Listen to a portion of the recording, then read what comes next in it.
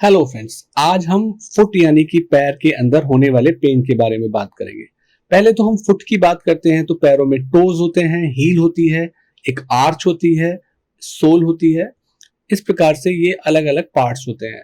जब हम foot pen को ट्रीट करने की बात करते हैं तो इम्पॉर्टेंट पार्ट आता है कि उसकी डायग्नोसिस क्या है, क्योंकि बिना डायग्नोसिस के वो एक कॉमन ट्रीटमेंट हो जाएगा जिससे सिम्टोमेटिक आराम तो मिलेगा पर हम लॉन्ग टर्म में उस बीमारी को ठीक नहीं कर पाएंगे।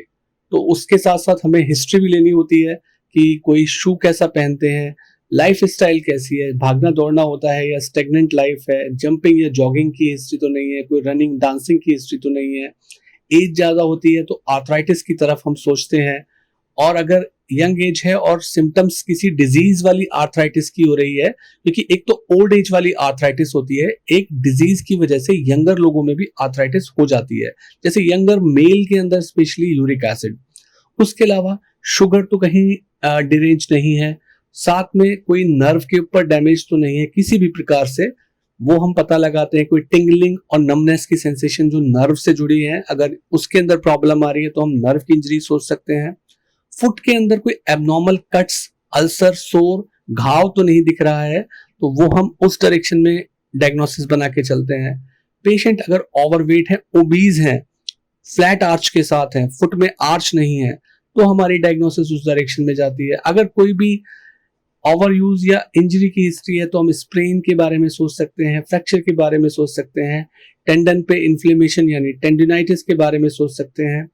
अगर रिपीटेड यूज की वजह से एबनॉर्मलिटी है, एबनॉर्मल स्ट्रक्चर्स दिख रही हैं, कॉर्न दिख रहे हैं, कैलस दिख रहे हैं, बनियन है, वॉट है, तो हम उसको ट्रीट करते हैं।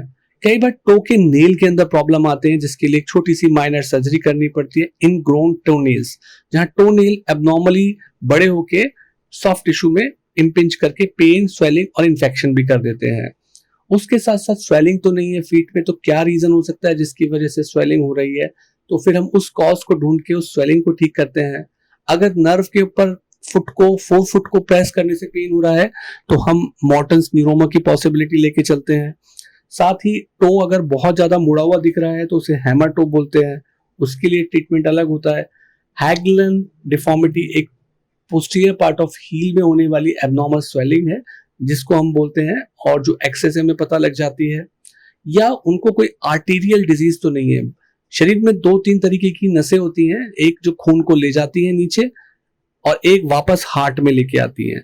तो अगर आर्टरी जो होती है, जो खून वापस पूरे शरीर में लेके जाती हैं, उनके अंदर प्रॉब्लम आती है तो उसको बोलते हैं पेरिफेरल आर्टीरियल डिजीज। उसमें अगर कोई ब्लॉकेज आ गया है तो उससे भी पेन हो सकता है। फ्लैट फुट बहुत कॉमन रीजन है, और सबसे कॉमन तो प्लांटर फेशियाइटिस होता है जो फुट में पेन होता है। यंग मेल के अंदर, मिडिल एज के अंदर यूरिक एसिड बढ़ जाए तो गाउट होता है। तो ये ढेरों सारे कारण हैं। अगर आप सीधा जाते हैं और मुझे फुट पेन है करके बात करते हैं तो जरूरी नहीं है कि आपकी डायग्नोसिस ठीक पकड़ी जाए और एक कॉमन ट्रीटमेंट सब जगह काम करे। इसीलिए जब ये सारी कंडीशंस आती हैं तो ब्लड टेस्ट भी बनते हैं अलग अलग हिस्ट्री के हिसाब से, अलग अलग सिचुएशन के हिसाब से। एक्सरे से लेके एमआरआई तक के टेस्ट बन सकते हैं डिपेंडिंग अपॉन योर डायग्नोसिस।